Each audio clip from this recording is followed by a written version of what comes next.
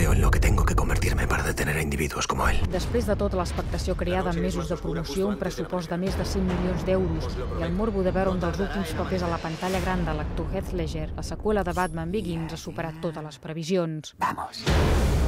La primera pel·lícula de Christopher Nolan, Following, es va estrenar fa 10 anys. Es tractava d'una producció absolutament independent i modesta, feta en blanc i negre, on ell mateix va haver de fer-se càrrec de la càmera per la falta de pressupost.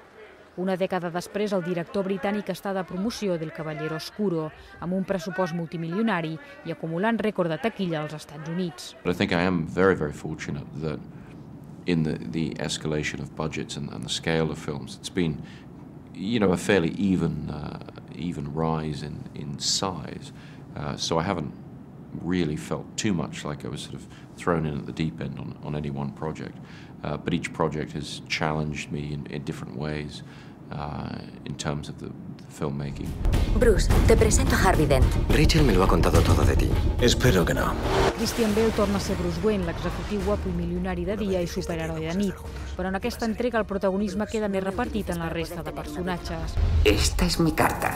La mort el gener passat de Ledger va fer augmentar la curiositat per veure el film de Joker. I hope that people will view his performance and celebrate his incredible talent, rather than there being any kind of macabre, voyeuristic quality to watching. And I think we have avoided that because it is a wonderful movie, and Heath gives a really iconic and fantastic portrayal. And it was a real pleasure to know him and a great honor to have worked with him.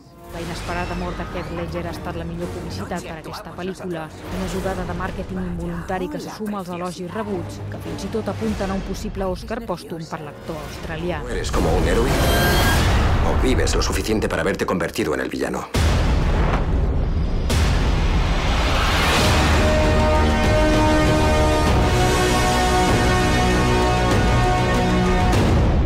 ¿Va a querer el Batpod, señor? A plena luz del día, Alfred, no es muy discreto. ¿El Lamborghini, entonces?